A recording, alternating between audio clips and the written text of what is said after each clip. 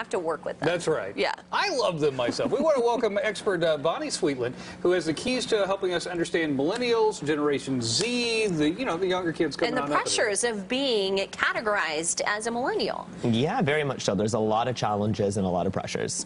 A lot of pressures, a lot of pressures. Okay, let's talk about misconception number one. Do you feel like millennials are getting accused of being, I don't know, lazy or entitled or whatever? Because you hear this a lot. Oh, millennials are this. I personally think that no one is all these things, no group of anything. But I know a lot of millennials that work their tails off. Right, right. And I think it's important not to generalize. A lot of people tend to malign millennials as an entire demographic.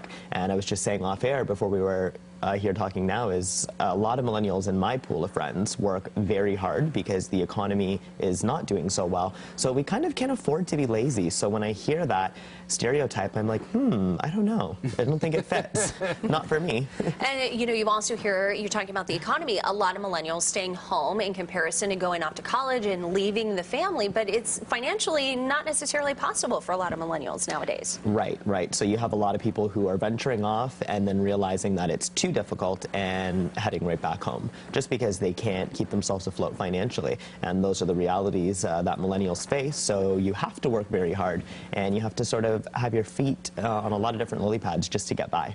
Coming up this fall on CBS, Joel McHale's got a new show. It's called The Great Indoors. Okay. And he is a boss that comes back to like a magazine setting, and he's working with a lot of millennials, and he ends up spending half every show in HR. So help us talk to millennials.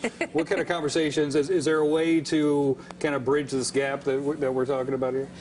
From the perspective of employment? Yeah, yeah. Yeah, I mean, there's a lot of different things millennials can do, a lot of things employers can do. What I've noticed is the relationship that exists between your employees that are from different demographics. So millennials and baby boomers, how do they coexist? It's not just about getting the job, it's about retaining it and doing well.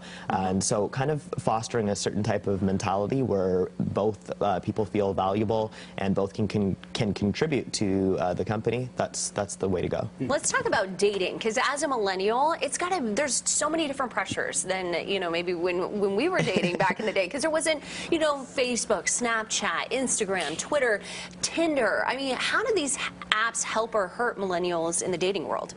I think it's very different than what it used to be. I mean, there's over 25 million people on Tinder, and it's just like this paradox of choice. And think for yourself, if you go to Vegas or anywhere where there's a buffet, do you have just one thing? No, you kind of want to have a bit of everything. So it's tricky because there's so much choice with these apps. So you really have to know what you're looking for. That's the first thing. And then the second thing is making sure that everything you're doing is safe, because, of course, there's a lot of dangers with online dating.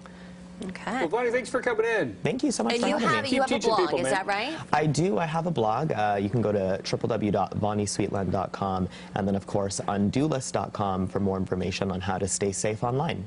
Okay, Keep the conversation going, man. Perfect. Very cool. Thank you so much for having me. We'll pack a healthy lunch your kids will love. New at 10, Rayleigh's is sharing a few ideas.